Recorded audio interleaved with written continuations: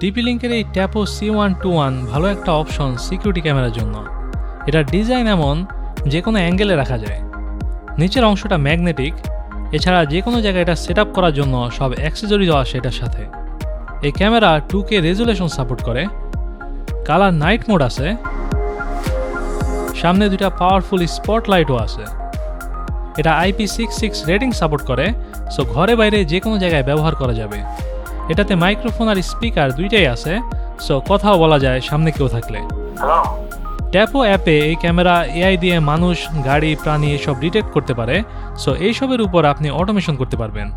এটা এইসব event directly SD কার্ডে রেকর্ড করে, বাট এটা শুধু ইভেন্টই রেকর্ড করে, কন্টিনিউয়াসলি রেকর্ড করে না, যেটা আমি প্রিফার করি। আর এটা আমার মেশ ওয়াইফাইয়ের সাথে ভালো কাজ করে না, অনেকবার এটাকে আমি ল্যাগ করতে দেখছি। বাট এই C121 এর সেরা ফিচার হচ্ছে এটা হোম অ্যাসিস্ট্যান্ট সাপোর্ট করে। সো আমি এখান থেকে একটা অটোমেশন করছি, যদি এই ক্যামেরা ল্যাগ করে তাহলে ক্যামেরা রিস্টার্ট হবে। এরপর থেকে এই ক্যামেরা অসাধারণ কাজ করতেছে আমার এখানে।